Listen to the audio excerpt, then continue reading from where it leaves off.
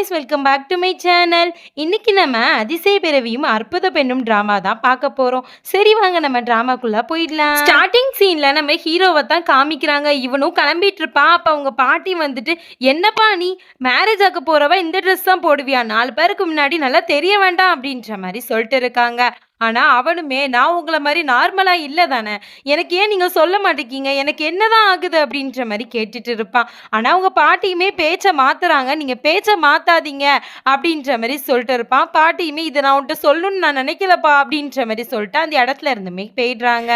இங்க அம்மனோட வீட்லயுமே ஃபங்க்ஷன் நடந்துட்டு இருக்கும். இதெல்லாம் பார்த்துட்டு அம்மனும் பாட்டியும் பேசிட்டு வந்துட்டு இருப்பாங்க. அப்போ அம்மன் சொல்றான், அம்மா ஃபீல் பண்ணுவாங்க தானே, அப்பா இல்ல இல்ல அப்படின்ற மாதிரி. உடனே அவங்க பாட்டிக்குமே சம வந்துடுது. உன் அப்பாவை பத்தி பேசாதன்னு சொன்னா நீ கேட்க மாட்டியா அப்படின்ற மாதிரி பேசிட்டு இருக்கவும், பர்வீன்கவா அப்படின்னு சொல்லிட்டு அவங்க அம்மாவையுமே கூப்பிடுறாங்க. அவங்களும் வந்துட்டு, என்னாச்சு அம்மன் அப்படின்னு சொல்லி கேட்கும்போது, ஒன்றும் இல்லம்மா அப்படின்னு சொல்லிட்டு அவங்களையுமே ஹக் பண்ணிடுறான். அங்க இருந்துமே அவன் போயிடுறான். இதெல்லாம் பார்த்துட்டு அவங்க பாட்டியுமே, ஜின் கண்டிப்பா அம்மன் ஆட்கொள்ளும் அப்படின்ற மாதிரி சொல்லிட்டு இருக்காங்க. அப்ப பர்வீனுமே சொல்றாங்க, இல்லம்மா நம்ம கூட கடவுள் இருக்காங்க, அது மட்டும் இல்லாம நம்ம பையனை அப்படி வாரி கொடுத்துட மாட்டோம். அம்மன் அப்பா பண்ண தப்புக்கு அம்மன் என்ன பண்ணா, அவர் தான் நிறைய தப்பு பண்ணாரு. அதுலயும் அவரால் நிறைய பேர் இறந்திருக்காங்க. அது மட்டும் இல்லாம அவர் செஞ்ச முக்கியமான தப்பு அந்த பச்சை குழந்தைய ஆத்தோட விட்டதுதான் அப்படின்ற மாதிரி சொல்லிட்டு இருக்காங்க. அப்படியே ஒருச்சவங்களுமே, யார அந்த பறவைக்கெல்லாம் தண்ணி வச்சிட்டு இருக்கா அப்படின்ற மாதிரி திட்டிட்டு அந்த இடத்த அப்படி நாசம் பண்ணிட்டு போயிடுறாங்க. ஆனா ஒளிஞ்சிருந்த நம்ம ஹீரோயினுமே வெளியில வந்து மறுபடியும் அதையெல்லாம் சரி பண்ணி தண்ணி கொடுத்துட்டு இருந்தாங்க அந்த பறவைக்கு. இவங்க தான் நம்ம ஹீரோயின் ரோஷினி. அப்படி நம்ம ஹீரோவுமே அங்க மஸ்ஜிதுக்கு தான் போயிட்டு இருப்பான். இங்க நம்ம ஹீரோயினுமே அந்த காப்பை வச்சுட்டு தான் யோசிச்சுட்டு இருப்பாங்க. அப்பவுமே அந்த வளர்த்த அம்மா கிட்ட போய், அம்மா நான் அந்த காப்பை வச்சுட்டு தான் இருந்தேன், நீங்க அப்பதான் எனக்கு கண்டெடுத்தீங்களா அப்படின்ற மாதிரி கேட்டுட்டு இருப்பாங்க. ஆனா அவங்களுமே சொல்றாங்க, எத்தனை தடவை நான் உன்கிட்ட சொல்றது, இந்த காப்போட தான் நீ இருந்த, உன் கூட நிறைய குருவிங்களும் இருந்துச்சு அப்படின்ற மாதிரிலாம் சொல்லிட்டு இருக்காங்க. இவங்களுமே ஒரு டான்ஸ் பண்ற ஃபேமிலி தான். ஸோ அவங்களும் சொல்றாங்க, இந்த மாதிரி அவன் சொன்னான், நான் டான்ஸர்னா எனக்கு 50,000 தாரேன்னு சொன்னான் அப்படின்ற மாதிரி.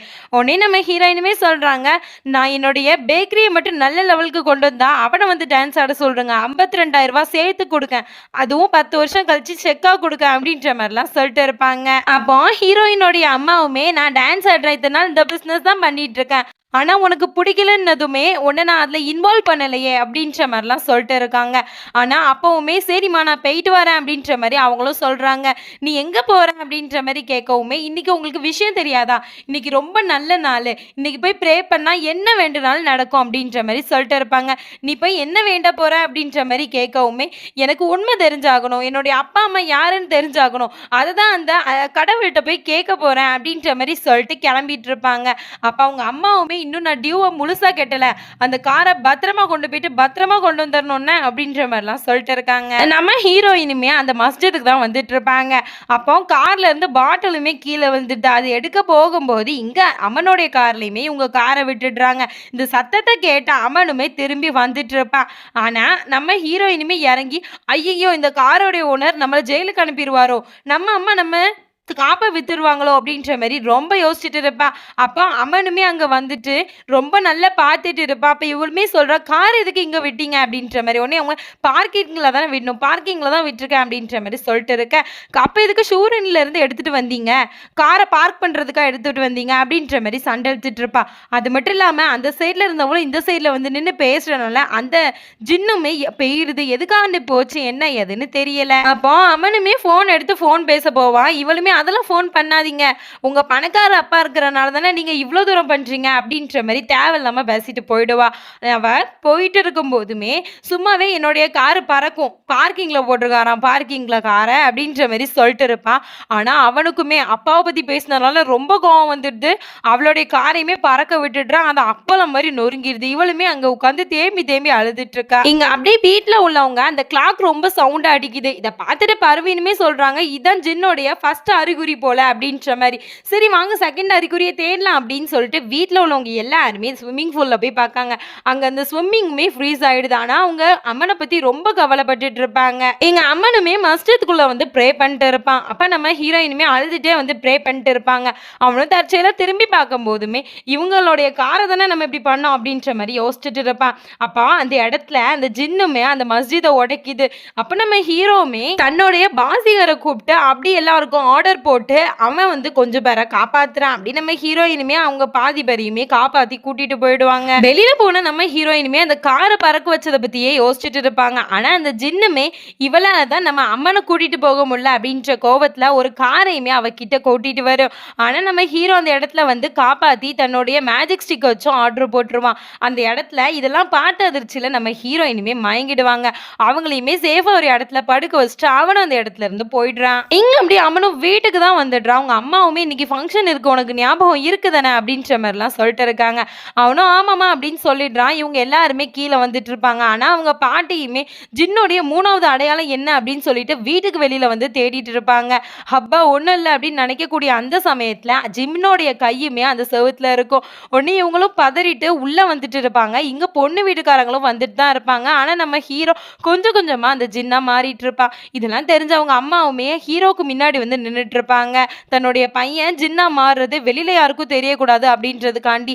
இதெல்லாம் பார்த்தா அவங்க பாட்டியுமே அந்த லைட்ஸ் எல்லாத்தையுமே ஆஃப் பண்ணி விட்டுருவாங்க.